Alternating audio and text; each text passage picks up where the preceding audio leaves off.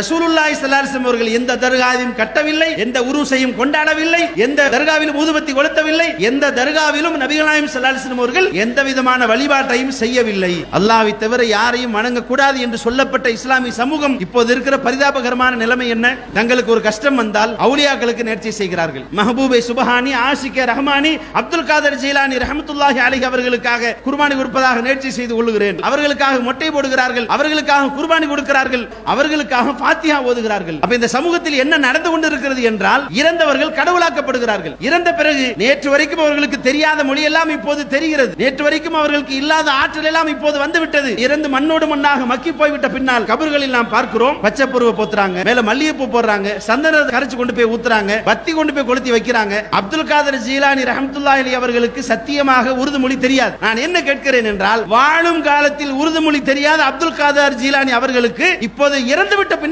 எப்படி தெரியும்? அவர்கள் என்ன கடவுளா? இல்ல கடவுள் தன்மை அவர்களுக்கு வந்து விட்டதா? அப்துல் காதர் ஜீலானி அவுலியா ரஹ்மத்துல்லாஹி அலைஹி அவர்கள் மிகச்சிறந்த நல்லடியாராக வாழ்ந்திருந்தாலும் கூட நாம் அவரிடத்தில் கையேந்தலாமா? அவரிடத்தில் பிரார்த்திக்கலாமா? அவர் நம்மை காப்பாற்றுவார் என்று நம்பலாமா?